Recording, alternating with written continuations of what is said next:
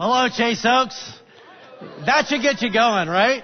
And I'm so glad that you are here, whether you are online, wherever you are watching, or you're here at our Legacy campus at the service when we tape it. And by the way, coming Friday night, Sundays are awesome, and come Sundays too, but if you come Friday, there's some specialness to Friday because that is when we taper online. And so anyway, thanks for being part of it and for being here. So today we're continuing our series called G.O.A.T, greatest of all time, about Jesus and what it means to become more like him, to be transformed as we put into practice the practices of Jesus. Because you and I are shaped not by our intentions. That would be easy, right? If it was just all it took to grow was good intentions. Because all of us have good intentions. You would not be here without good intentions. That's one thing we all have in common right now, which is why you're here and you're at church or you're watching online. But it's actually not intentions that get us anywhere. That motivates us. But actually our habits are what shape our lives. And all of us right now are already being shaped by our habits that we already have. This is an opportunity to introduce some new habits in our life that then like the habits of Jesus, the disciplines that he practiced so that we can become more like him. And today's is another super important and impactful one, and that is intentional community. Because you and I cannot grow to be more like Jesus on our own. It's just one of those things that you can't do on your own. In fact, I want you to think real quick about what are some things that you really can't do, at least very well, on your own. Get that in your head. Turn to somebody next to you real quick and just share something that you can't do on your own. Go ahead. Make your little list.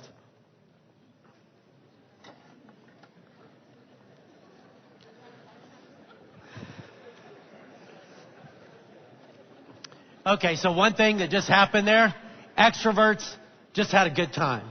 And introverts are praying it would be over really quick. And it was over pretty quick. I bailed you out. But here's my little list of some things. So here, things you really can't do on your own. Pickleball, which I'll play tomorrow. Not so easy. Get a hug. Hugging yourself is really not that great. Water ski, hard to do on your own. Play Marco Polo. No fun on your own. Make a baby. Can't do that on your own. Become like Jesus. You can't do that on your own either. And yet in our individualistic culture, as I said last week, we are the most individualistic culture in the history of the world. We can easily bring that into in fact, we naturally will bring that into our Christianity. And therefore, for us, spirituality or relationship with God, Christianity, is about God and me. And we'll talk about like a personal relationship with Jesus, which, yes, we are a person and we have a relationship with Jesus, and I get that that is true. But the Bible never talks about it that way. What the Bible talks about is a communal relationship with Jesus, where it's not just God and me, it's actually God and we. And that you and I are essentially connected to others in the body of Christ.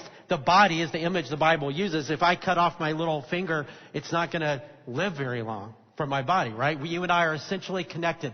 In Ephesians 4, as the body builds itself up in love, that's how we grow. We grow together.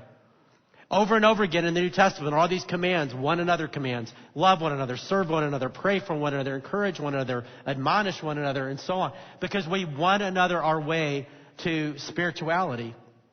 It's kind of like right now, when I think about the Christian life, my wife, Christy, works this time of year for a children's theater, and they're doing all these productions. So she's really busy with these productions. And right now, they're doing The Wizard of Oz, which is a great picture, right? That you and I, the only way you and I are going to get to the destination is with a crew, just like Dorothy and the others. Like Dorothy would have never gotten to the destination, gotten home, without the rest of them. The Tin Man would have never found his heart. The Lion would have never found his courage. The Scarecrow would have never found his brain. Toto would have nobody to rub his tummy on his own, right? Nobody could achieve what they wanted to achieve on their own. And the Christian life is the same way. And therefore, when you look at how Jesus lived life and what he called people to when he called them to follow him, it wasn't just him and it wasn't one-on-one. It was in the context of a group. It was in the context of a crew. It was in the context of intentional community. And very few people have that. It's easy to be surrounded by people, and it's easy to have a lot of fairly shallow relationships, but that's not what we're talking about. What we're talking about is being intentional to develop people who are with us and for us in life in a powerful, life-giving way, and that together we become more and more like Jesus, and more like who He's called us to be. And so today we're going to learn from the GOAT how to do that. And just like I'll say it every time, because this isn't a new thought if you've been a Christian for a while.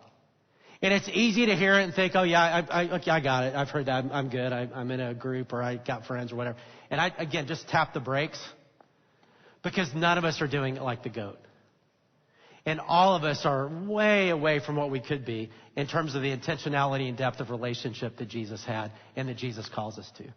And all of us can take huge steps. And for some of you, you're like, hey, look, I know. I'm not, like, I don't have that. And today we'll talk about how to develop it as we learn from the GOAT. And we're going to see, as we look at the relational life of Jesus and how He did that, we're going to see two components to the kind of intentional community that we're called to cultivate. And the first one is priority. Relationships are high maintenance. Relationships take time. They grow slowly over time, and they take priority. And in our culture, that's really not easy at all, because we just run so busy and we run our lives so full and we're so pulled so many directions. And one of the things I read through for this series, you know, I've been reading through Matthew, Mark, Luke, John, the stories of Jesus' life, the GOAT, in a fresh way. And one of the things the last time I did that really stood out to me and challenged me is how much time Jesus, I mean, He was busy doing all kinds of things, but how much time He spent just hanging out with people. Because I don't naturally do that. I'm a task-oriented person. I've always got in my mind all the things I'm not doing that I should be doing. And just hanging out with somebody feels like, I don't know, I feel guilty about it. Or it's like, I can't do, hey, you got, you know, and even in the office, I was thinking about this the other day as I was reading this, because outside my office, there were people just talking, staff people, just chatting, having a conversation. And my immediate thing was, don't you have something to do? Like, do you want me to give you something, like, you know, and that's, man, that's messed up. Because I need to do that more. And I have been trying since then to just walk around and talk to people, but I always feel like, hey, yeah, how you doing? Good. All right. Thank you. You know, and then go on. But Jesus hung out with people, but He also went deep with people. In fact, He prioritized, He was nice to everybody, friendly to everybody. But when you look at His relational world, when we talk about priority, I think there's a lot we can learn from it. So this is a picture of His relational world, these circles, okay? And it looks like a target. So on the outer side, you had the crowd of people that were around Him all the time. And He spent time with the crowd, and He hung out with the crowd and all that. That's great. But there was also His followers. And I'm not just talking about the 12. He had at times hundreds of followers. And so you had the people who were around Him that He spent more time with. And then you had this kind of this mysterious group called the 70 that you see several times as He sends out the 70. And these were followers who were closer to Him. He would have spent more time with them. And then, of course, you have the 12 disciples. And you could also put in there were other followers of Jesus. Like if you're watching The Chosen, you'll see the women that were traveling with Him and others. And then of the disciples, there was even an inner circle there that He spent even more time with and went deeper with, and that was the 3. Now, we also had Lazarus and Mary and Martha, which we'll actually talk about next week. So there were more people in that inner circle with 3. I also think it's cool that in the inner circle weren't just dudes. But of the 12 disciples, there were 3, Peter, James, and John, that were the closest to Him. And He prioritized them. And you see that. Like one of the times you see that in the life of Jesus is the coolest experience that anybody could have when Jesus was on the earth. And He didn't do it with the crowd or the followers or the 12, but with the 3, with Peter, James, and John. It's called the Transfiguration. When Jesus on top of this mountain reveals His glory as God. Because Jesus claimed, and we believe, that He was God who took on humanity and came here. He wasn't just a good guy. He was God who became human to connect to us. And there, on the mountain, He reveals His heavenly glory, His divine glory, in ways that we can't even imagine what that was like. But Peter, James, and John saw it. Here's the story. After 6 days, this is in Matthew 17. After 6 days, Jesus took with Him Peter, James, and John, and led them up a high mountain by themselves. There he was transfigured before them. His face shone like the sun, and his clothes became as white as the light. Just then there appeared before them Moses and Elijah talking with Jesus. And it goes on. But Jesus, they get to see Jesus in all his glory.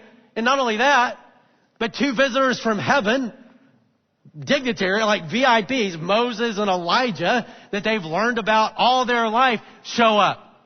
Imagine being there and seeing that and be like, what's going on right now? I can't. And Peter loses his mind. He's like, let's just live here. Let's build little tents and live here and all. Because it was such a cool thing. But Matthew knew about it. They didn't keep it quiet. They told the experience to the other 12. Matthew is one of the 12 disciples who was writing about it. And you've got to think that there's a little bit of envy, a little bit of jealousy. In fact, you do see that in the relationship of the disciples as they kind of bicker with one another about stuff that Jesus didn't seem to mind. He was fine prioritizing the 12 and prioritizing the 3. And there were times that when he really needed support, when he really needed encouragement, those 3 were there for him. Like the Garden of Gethsemane, which we'll look at a little bit later. In the Garden of Gethsemane is one of the most powerful moments in the life of Jesus. Probably his most difficult point, the lowest point of his life. And that is, the Garden of Gethsemane is the night he's arrested. In that garden, he's eventually going to be arrested, but he spends his time in prayer. He's arrested, and the next day he's going to die on the cross for the sins of the world. You and I have no idea what that means in terms of his suffering. How God taking on sin, and all, we can't even understand it, but Jesus, of course, could. And so he knew what was coming the next day, and he's at a low point, and we'll read it in a minute, but he takes the 12 to the garden, and he says, I need you to pray for me. But then he leaves the 9, and he asks Peter, James, and John to go with him even deeper in the garden, who are right there with them, because that was his crew. And when he needed them, they were there. And that doesn't just happen. That takes priority. It takes intentionality. And often, at least what I've found, is that those kind of relationships in our life are ones that at least I can take for granted. Because I already know them, they like me, I like them. But I've learned that if I'm going to build those relationships deeper, I'm going to have to not take them for granted, but put some systems in place. Some of you are extroverts way more than me, and you do this well. But for people like me that are task-oriented, I've got to put some system in place. Meaning, I've got to schedule it and build my schedule around it, because otherwise, I'll never have time for those people. So, for example, and I've shared this before, that every Monday morning for the last 26 years, I've had breakfast with the same person. And that's Bruce Miller, who's an area pastor, and who used to be on our staff here. He used to be my boss here years ago. And Bruce and I have known each other all these years. And when we do life together, we travel together and other things too, speak together, do different things. But when you have a relationship that long and it goes that deep, there are no secrets. Because we can tell when, hey, you're not being honest with me. You're not really sharing what's there. Like there's something else there. What's going on? And it's invaluable. But every Monday morning, I just do it, right? Every Monday morning. Once a month, I have a long lunch with another friend of mine, Conway Edwards, who's another area pastor. Well, we just did it this week, and it's a long lunch. It's just once a month, but it goes 2.5 hours. And if you know me, I don't do 2-hour meetings very often. Anytime people want to do, hey, let's do a half-day meeting, like, really? Don't you think we can do that in an hour? Or maybe 30 minutes. Like, I bet if we tried, we could get that done, right? I just don't like long meetings. Sometimes I do them and, but in that case, right, it's so life-giving. It takes time. And here's the thing. There's always 100 reasons every Monday, and on that Wednesday lunch, when it comes up, there's always 100 reasons to cancel it. Because there's always things that I really should be doing other than that. And I've learned that it's such a big priority, there's no way I'm going to cancel those. Like when I was on sabbatical last year, it was the first sabbatical I've done, and God was speaking in my life, and it was those two who came up and joined me for 3 or 4 days just to help me process and help me hear what God was saying and put it together. And when I've gone through difficult times and all that and need perspective, guess who have been there for me? But it takes priority. Our church is built around this discipline. And I encourage you to take advantage of that. Meaning we're a church that's not just built around sitting in rows, but also sitting in circles and developing relationships. We're a church built around groups. And Christy and I are in a life group too, and that's a regular discipline every other Sunday. And there's always 100 reasons that we should be doing something else, right? But we've learned to make that a priority as we do life together and have done life together with that group for years. And it's been so life-giving and so helpful for us and continues to be. But it's a discipline. And this week starts sign-ups for spring groups and for this semester. And let me encourage you to sign up or re-sign up if you're already in a group and give it the semester. Don't go one time and think, oh man, usually it takes time to develop. You're only stuck for a semester. You know, you can always go somewhere else. You can always try another group if it doesn't work, but at least give it that shot and give it priority. However, if all you and I do is give priority, that by itself is not going to do much. You could spend 24/7 with a person or a group of people and it not really be that life-changing or that life-shaping or that supportive, right? Without the other component that we're going to talk about. And that is authenticity. The risky choice to be vulnerable. The choice to choose being known over managing our image management. And we're going to see that in Jesus. But let's just talk about us a little bit, because you and we talk about an individualistic culture. We've also taken image management to a whole new level in our culture, with a culture where social media is so much a part of our life. And it's just, you see all the pictures and you see all the things. I mean, we do image management really, really well. And we feel that pressure. And it can be intimidating when you look at other people and see how their perfect life and everything. And it's a choice. You have to make a choice to say, I'm not going to do image management. I'm going to be known. And that's not a very natural choice. I mean, it's kind of like makeup, wearing makeup. And I'm all for makeup, okay? I'm not against it. I think it's great. I don't think I should say this quote, but I'm going to say it. In Alabama, there's a quote: if the bar needs painting, paint it, is a sign. So you can tell me, hey, Sunday, don't do that. But so I decided to learn a little bit more about makeup, because I don't know much about it, and I did. And so I'm going to give a little tutorial about makeup. For those of you who wear makeup, you may not be doing it right, so I'll help you out here. And for those of you who don't wear makeup and wonder what takes so long, we're trying to get ready and what are they doing? Here's what they're doing, okay? So this will be, and I'm not even doing eyes for the sake of time, all the eye stuff, because that's advanced. That's the next class. But this one is more basic. So it starts with foundation. And from what I understand, the whole idea of foundation is you kind of put it everywhere on your face, and it kind of smooths everything out. So if you've got some scuff marks or bumps or whatever's going on, it sort of smooths it out. Right? Where it makes it all look the same. Right? Am I right on that? And then sometimes you got bigger issues. And so this thing called concealer. Right? And concealer is for, how sometimes you have stuff, or let's say you're talking to somebody and they're not looking at your eyes, like they're looking at your nose, or they're looking at your chin or your hair, and you're like, oh no.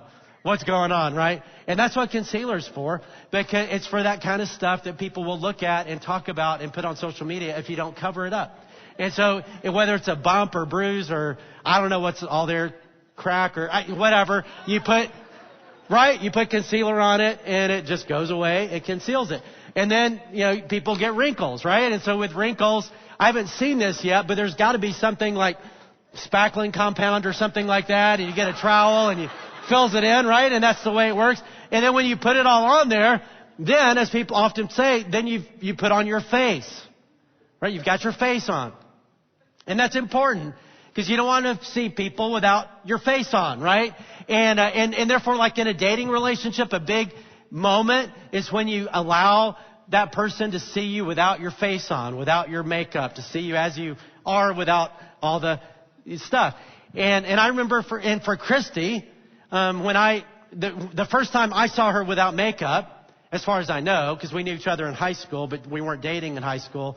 When I met her again was in college on the beach, and she didn't have makeup on, and that's when the romantic stuff, little ding, ding, ding, whatever that is, started without makeup.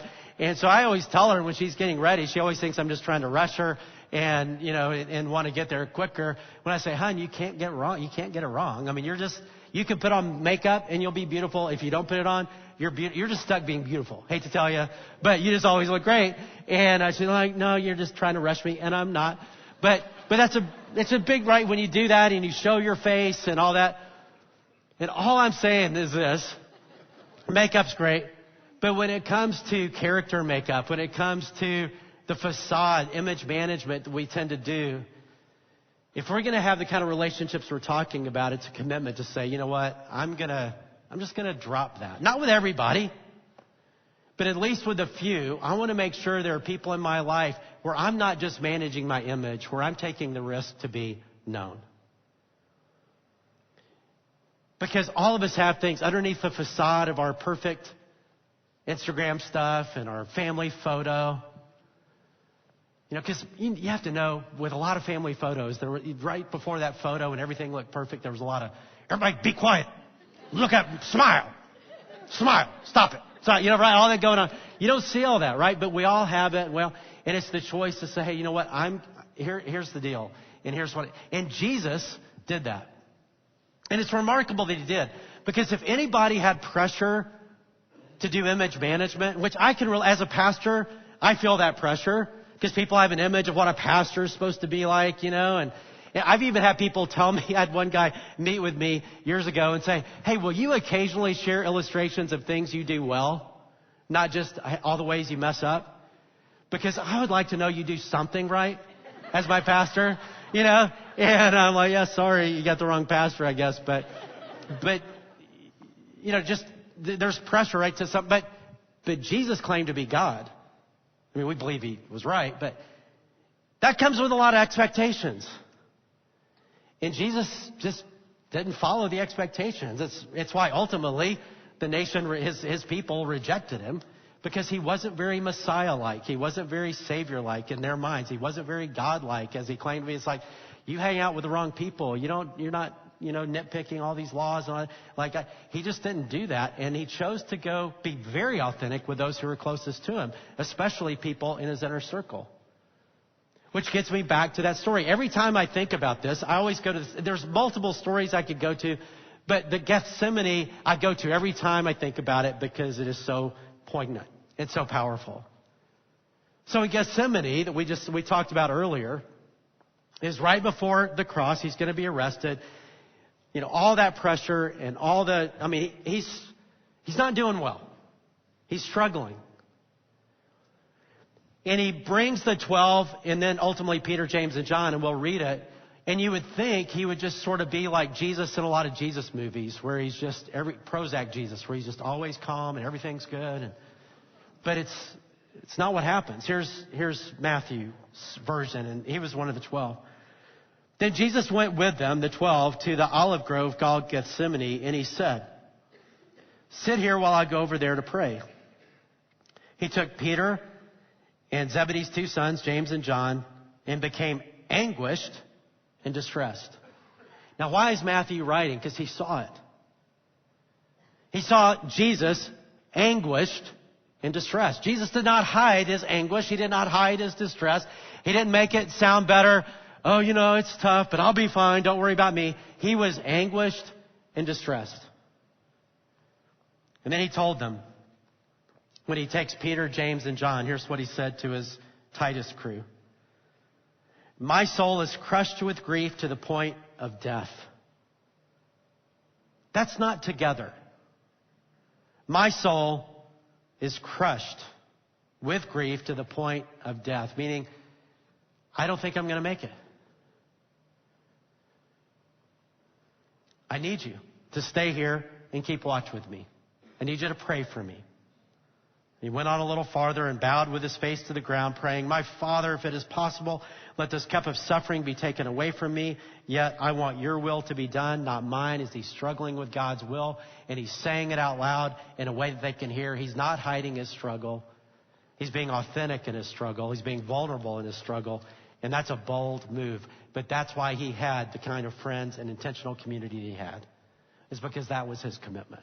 And that's what he modeled.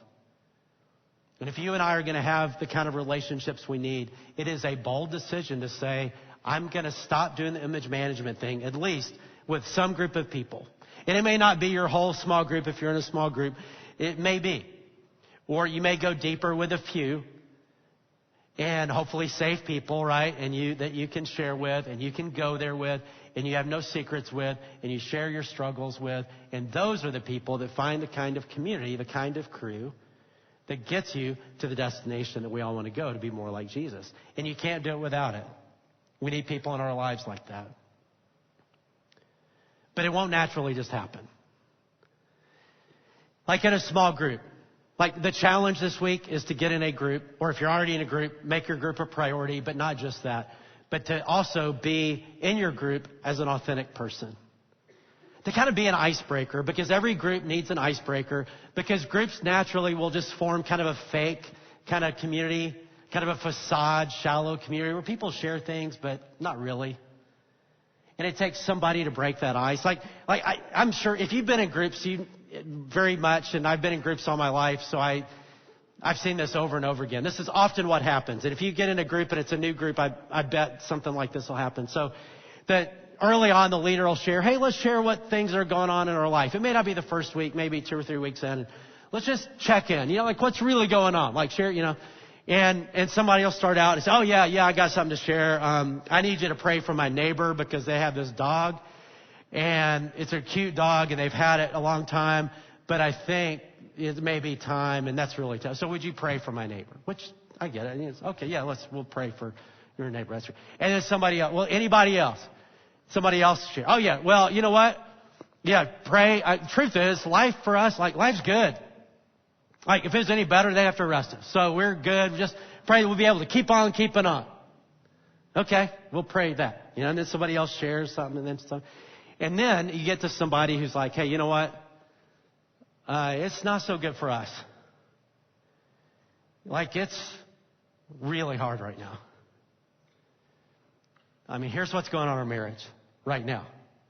And it's not good. We're just missing each other. We are committed to each other, but I don't think we really like each other very much. And we don't really know what to do. We just need you to pray for us. Whatever, something like that. And what will happen when somebody does that, it opens the door for other people who really do want to be known. And often, and I found, the first person or somebody be like, hey, can I do it again? Because, you should pray for the dog and everything, but we got some stuff going on too. And then the everything's good person is like, hey, you know what? I said everything's good, but actually, not everything is good. One of our kids won't talk to us anymore, and it really hurts. And I really need perspective and then it just goes to a whole new place, right? But somebody's got to break that ice. And then when somebody does in a group, how you handle that in your friendship, it may not be a small group, it may be a friendship, is so important. Because you'll either shut that person down or you'll have a life-giving relationship. Meaning your job in that moment is not to shame, is not to fix them. I mean, notice when Jesus said in the garden, he didn't come to his friends and say, I need you to fix me. He said, I need you to just be with me. I need you to pray for me. And hey, if they ask for your help and they ask for your opinion, give it. But don't just jump. Your job isn't just to throw that out there because that can just shut things down. They probably already know what you're saying anyway. And there's a time for that. But in that moment, it's just such a critical moment. So let me challenge you, encourage you in your relationships. Just say, I'm going to stop doing image management. I'm going to get in a group, or I'm going to pursue some friends. And by the way, online, we're doing these groups. There's online groups too.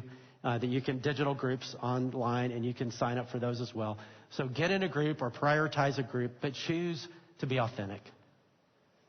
And it is a risk, because sometimes people don't respond very well, and that happens.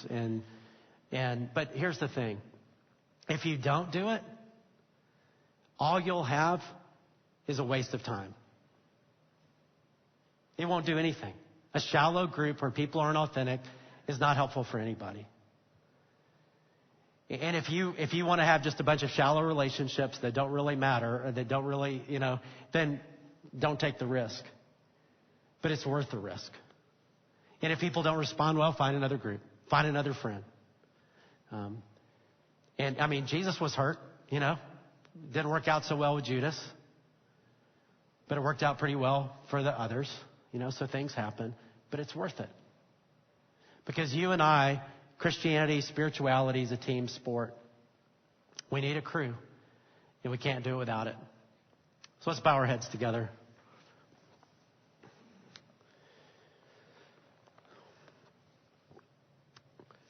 Father, I thank you that you've designed us this way, to be relational, to be authentic. And I thank you that you started this thing called church,